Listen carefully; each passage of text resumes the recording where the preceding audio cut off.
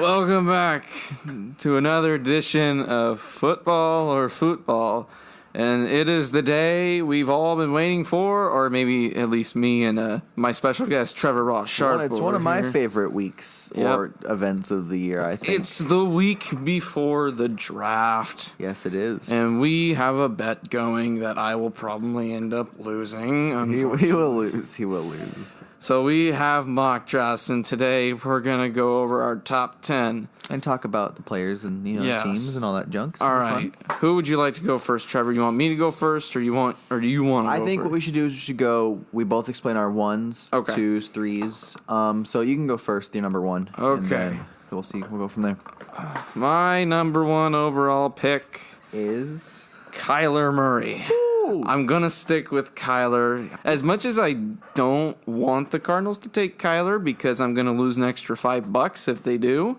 Yeah, there was a time about a month ago, I'd say, where Nathan was completely sure that a quarterback would not go top 5. Yeah. And then a week later, that's when all the rumors came out that Kyler's going to go number one. And it seems like it. It does seem like it. Yeah.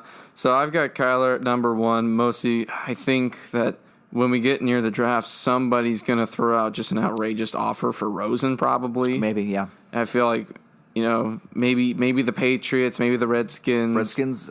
I think so. I think they're trying to hide that they're going to right now because it's Dan Snyder. Yeah, Dan Snyder loves his quarterbacks. I don't know. Maybe he'll trade for Joe Flacco from the Broncos. Oh, it's just a triple trade for Joe Flacco, but that's something they would do. But we'll see. All right, so that's my number one pick. What's yours? Okay, so I was definitely a big supporter of Kyler going one for quite a while, and all of a sudden, about 4 days ago, I was like, you know what? I think that the Cardinals are trying to play us all here. I think they actually like Rosen. I think the hype around Kyler Murray isn't overdone, but it's definitely not as high as it should be. I think they're going to go Nick Bosa. And I think they could also trade down a few spots, but I think what they're going to do is they're going to stick with the simple idea, the easy idea. Let's go with the best pass rusher, number one overall, fill a need, get a great player who has all pro potential.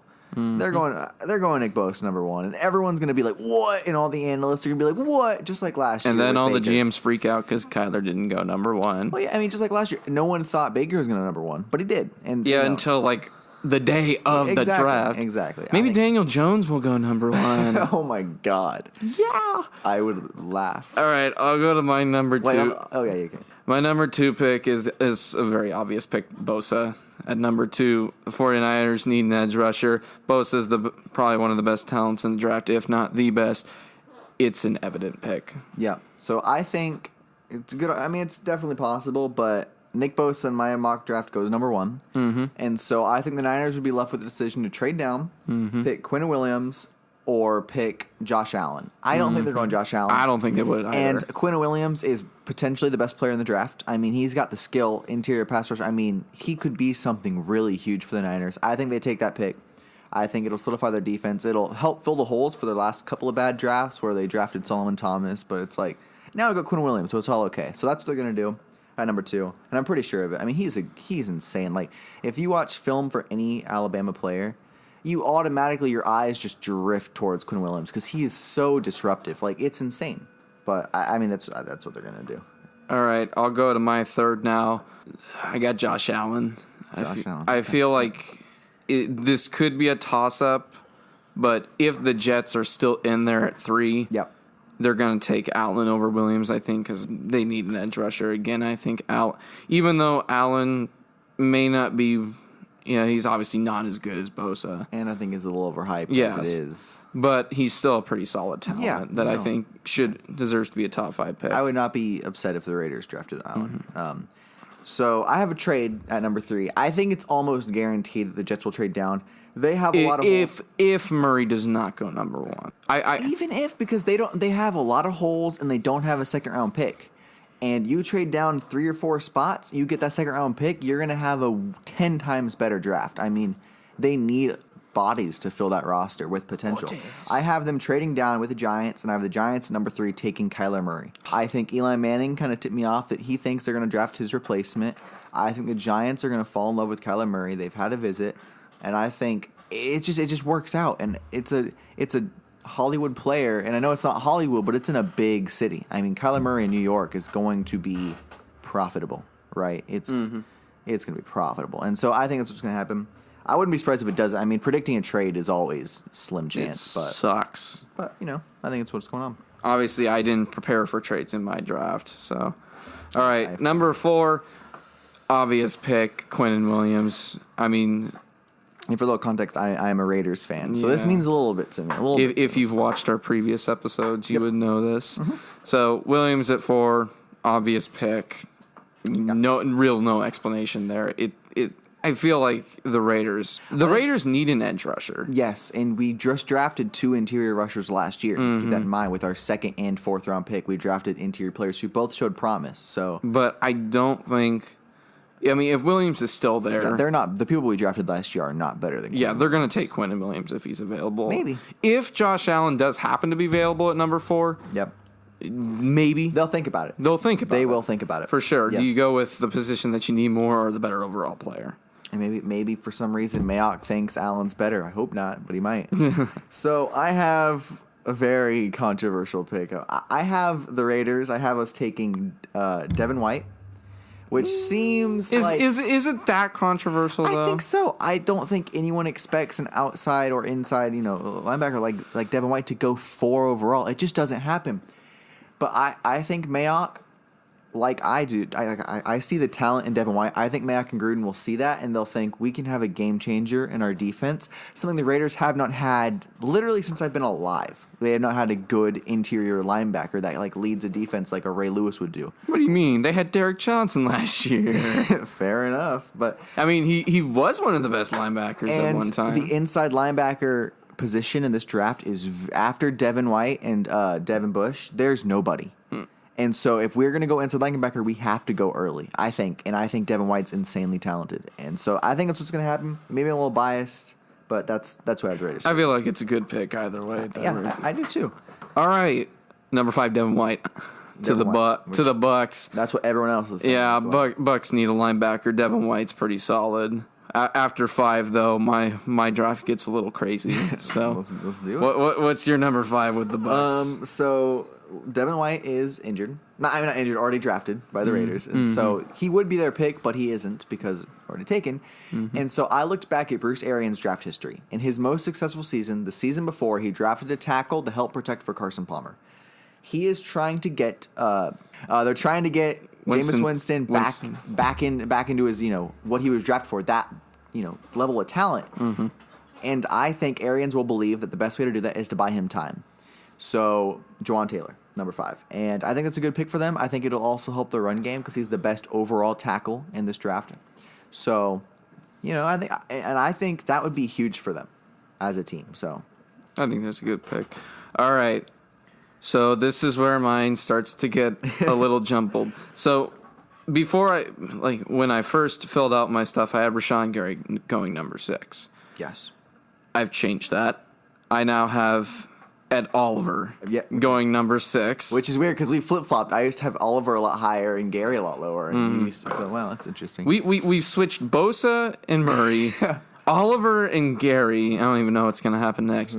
So I feel like Ed Oliver probably is a better raw talent. Yes. He'll need a little more time than Gary, but I feel like overall Oliver's probably the better pick, but he's very specialized. He can't fit in every scheme, but I do think he would fit. Some people have compared him to Aaron Donald, but I don't see it, but it's going to take a lot of development. Yeah. No. But Aaron Donald's a freak coming out. I feel like with the Giants rebuilding, I think they'd probably rather take the better raw talent who takes a little more time but develops into a better player. If you were the Giants, would you prefer getting not Josh Allen, Ed Oliver or Kyler Murray? Who would you prefer going forward? Well, and you have to think in the future you might be able to tank for. If I was in the Giants GM position, which I'm not, I would take Murray. Yes. But the Giants have proven over and over and over again that they don't know what they're doing. They got to get smart quick, right? Or else what are you doing? Okay, what's your number 6? So this is, remember, I had a trade between the Jets and the Giants. So this is my Jets pick. I have the Jets taking the guy a lot of people think they might take anyway. they're taking Josh Allen at 6. So that's huge. You trade down, get a second-round pick, and you also get a guy that you could have possibly gotten at 3. Like, win-win for them. I feel like it's kind of like the Colts last year with Quentin Nelson. Yes, exactly. And Josh Allen, I mean, I'm not a huge fan of him. A lot of people are, and that's what matters, not just, my reports. I think he's a little weak, a little too... He's more of a bar than like a Mac or something. But he's good. I think that's a good start to a rebuild with the Jets on defense. I mean, you have him, you have Leonard Williams, you have... Jamal Adams. So, I could see it. I'd see their vision. That's something you can't say about the Giants is a vision. Who do you have the Jaguars? Number 7. The Jaguars could take such a wide array of players here. I mean, they need offensive line help. They need defensive line help. Yep. They need a tight end. But in the long run, after consulting Jags fans, which is what I do on their SB Nation page, they like Sweat. Yes. And I got them taking Sweat now. I had them taking TJ Hawkinson before, but as I kind of went through things, I saw more and more that they wanted a defensive lineman more and that really good rusher. And I feel like Sweat would be a pretty good pick for them. Okay, so I have them taking T.J. Hawkinson, and I've had them taking T.J. Hawkinson for quite a while. And that I feel like there literally could be 3 to 4 different guys that they could take. Yes. But here's my justification for it. So you have the Jags who love one thing, and that's running the damn football. And you have a good young running back there, and you have a solid quarterback now. I mean, shoot. Semi-solid, we'll see. But so if you take T.J. Hawkinson, you not only boost your run game, you boost your passing game and your blocking game for when you're passing. So literally, you're making your entire offense, which is their weakness, better with one pick. And I've seen Jag fans say it's not necessarily boosting us right away. Yes, it is. He is the best tight end that I've seen come out since I liked Ebron, but he didn't turn out great. But I mean... Well, I mean, when he got to the Colts, he figured it out. Hawkinson's a freak. He can block. He's a great route runner. He can catch. He's like a baby Gronk, essentially. And he could become a full-on Gronk event, and Jags can't pass on that. Who do you have at 8? All right, 8. I flip-flopped these two. I now have Hawkinson going to Detroit. Okay, that's fair. They need a tight end for sure.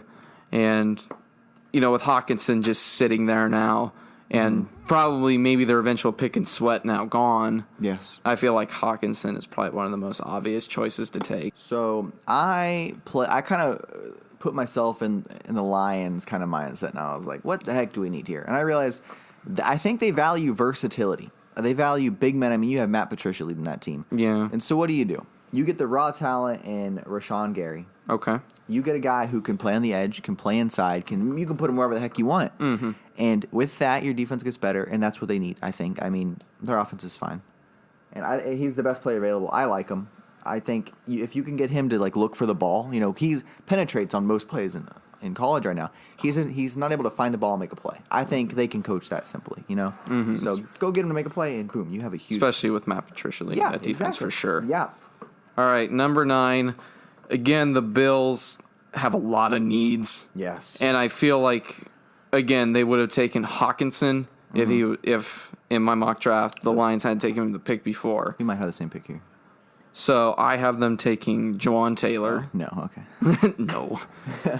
I feel like they need some offensive line help, especially with Josh Allen. They want to protect their golden goose. Yep. And I feel like Taylor's such a solid lineman that he could really boost that line. So, yeah, we're in a similar situation here. I have them taking Andre Dillard, who's my favorite lineman. He's an athletic freak and a great pass blocker. And when you have a young quarterback like Josh Allen, the best way to develop him, and I learned this as a Raiders fan, get the guy an offensive line. He can't be getting sacked 50 times if you want him to succeed. There are so many offensive linemen in this draft that could go in the top 15. And Andre Dillard's a good guy. He's great. And I think that would be a great pick for them. Okay, that's better. All right. So with my 10th pick, I think we both know who the Broncos are probably going to take here. Yep. Drew Lock. I have the same pick. Yep. Joe Flacco's whatever. Captain check down. Yeah, and I don't think Drew Lock's the kind of guy who can start right away. No. I feel like they want him to be what they thought Paxton Lynch was going to be. Oh, no. That's not what I was going to say, but continue. Yeah, but they want to get that young quarterback who can develop behind a veteran in Joe Flacco. Guess they kind of thought Paxton Lynch was going to do the same thing, but...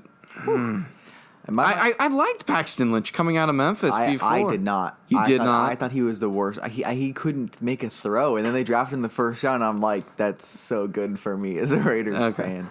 But I feel like Drew Lock is a really good pick here, going to the future. Kind of same with the Chiefs a few years ago where they, the Broncos don't need to trade up here, but at 10 you get maybe an underrated quarterback. Yes, and I think, strangely enough, they're going to be taking kind of notes from the Chiefs here. They're going to say, we have a quarterback who's young, who has a great arm, who has a lot of potential. We're going to sit him a year behind a quarterback who has shown that not only is he, able to throw the ball, he's smart, And I'm kind of seeing that really same difference, Joe Flacco, check down master. Yes. Alex Smith, check down master. And you've got a huge arm behind that. Sit him for a year.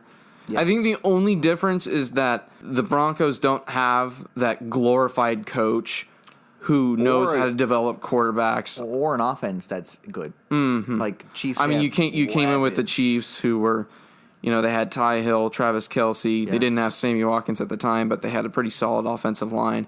And I feel like it's going to be harder for Locke to develop than Mahomes because he's going to be in a hard situation. But I do feel like this is probably the right pick for them. And historically, quarterbacks drafted by defensive-minded head coaches don't have near as much success. So that's a little worrying. And I like Drew Lock a lot. Mm-hmm. But I do think he's going to. I think they're going to make that pick. I think they think he's the future. He could go top 5 potentially in a crazy world, but he's going 10. Somebody won't be named on NFL.com had the Raiders trading him up to 2. Oh my God! If the Raiders trade up to 2, and you can take my word on this, if we trade up to 2 and draft Drew Lock, I will. I don't want to say I won't be a Raiders fan, but you'll win $5. Yeah, but I would never I would be so mad. I don't know what I'd do. I would throw stuff. I would contemplate retiring. I'll try to make sure that you don't destroy your house. I will, dude. It's gone. It'll be burned down if we draft Drew Lock at 2. Okay, so that's our top 10. We only agreed on one pick. Drew Lock. Yep. Wow, that's kind of crazy for a top 10. Usually those are the ones that are. Yeah, I feel like everything depends on that first pick. Well, the first 2 or 3 picks. 2-3 picks lead to everything else going on. And the whole draft, not just the top 10. Yeah. That's kind of the cool part. I mean, do the Cardinals draft Murray? Do the Jets trade down with somebody like the Giants who need a quarterback? There's a lot of trade potential on the top, in the earlier, top of the draft. Just like when Mahomes was drafted, there was a lot of trades up there, and then the Bills gave up the Golden Goose. Oh my God. The Golden Goose plated 3 layers of 24-karat gold. And I was mad that the Chiefs, I wasn't mad, but I was like, they drafted who? Over? Yeah, I was the exact same way. I'm like, you took who over Deshaun Watson? Like, I know who he was, but I thought he was going to be a guy who's... I had heard of him, once. Chuck some balls and throw some picks, but... I was so mad because, you passed up Deshaun Watson. Deshaun Watson. And I had Watson going to the Chiefs in that mock draft that year, so I was a little upset about that as well. I was super pissed.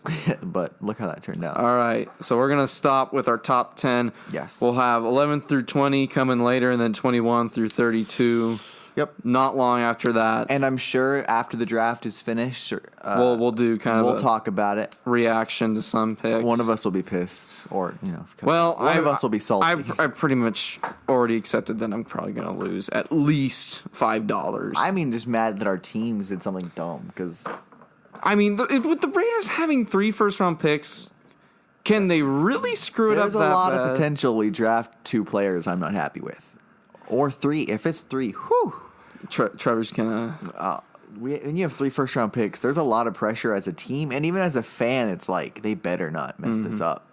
All right, so we're gonna end our first mock draft podcast here. Picks number 1 through 10, 11 through 20 coming soon. Thanks for listening.